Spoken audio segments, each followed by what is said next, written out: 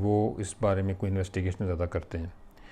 اور بس وٹامن لے رہے ہوتے ہیں کہ بھائی بس وٹامن لے رہے ہیں، یہ لے رہے ہیں، وہ والا وٹامن لے لیا، وہ اچھا ہے، وہ اچھا ہے. یہ نہیں دیکھتے کہ اس کے اندر ہے کیا اور وہ کیوں لیا جا رہا ہے، کیونکہ وٹامن کی کمی کے جو اثرات ہوتے ہیں وٹامن کی زیادتی کے بھی اثرات اس کے جیسے ہی ہوتے ہیں. اچھا، اب جو آج کا میں نے ایپیسوڈ رکھا ہے یہ اس سب سے امپورٹنٹ منرل کے متعلق ہے، اور سب سے امپورٹنٹ منرل بھی کہہ سکتے ہیں، وٹامن تو ہے نہیں، منرل ہی ہے. اس کا نام ہے میگنیشیم. میگنیشیم ناظرین ایک ایسا منرل ہے کہ وہ جو مرکزی کردار ادا کرتا ہے پوری ہیومن باڈی کے اندر، پورے جسم کے اندر، اور یہ تقریباً 300 مختلف انزائمز کو کنٹرول کرتا ہے، ان کو چلاتا ہے، اور اس کی وجہ سے جسم کے مختلف فنکشن جو ہیں وہ کام کرتے ہیں. اس کی کمی کی وجہ سے بے شمار مسائل کھڑے ہو جاتے ہیں، جس میں فٹیگ، نیند کا نہ آنا،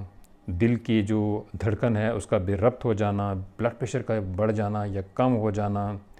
اس کے علاوہ موڈ چینجز آنا چونکہ اس کا اثرات اعصابی نظام پہ ہوتے ہیں،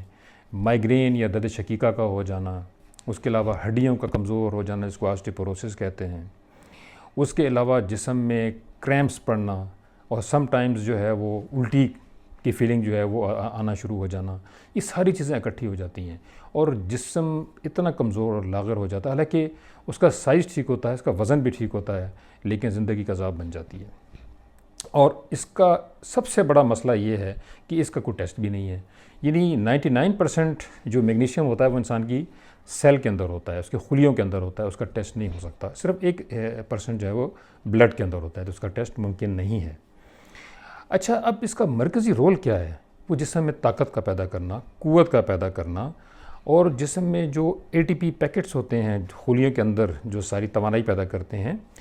وہ ان کا پیدا کرنا. اور اس کے اندر آپ ایک انسان کے سیل کے اندر جو مائٹوکونڈریا ہوتے ہیں جو کہ سیل پروڈکشن سینٹر ہیں، ان کے اندر جو موٹریں ہوتی ہیں ان کو چلانا، یہ سارا کام میگنیشیم کرتا ہے. میگنیشیم کی کمی کی وجہ سے باقی وٹامنز بھی کام نہیں کرتے، جیسے وٹامن D ہے یا وٹامن K2 ہے، زنک ہے. یہ سارے جو ہیں یہ اور ایون کیلشیم، یہ بغیر وٹامن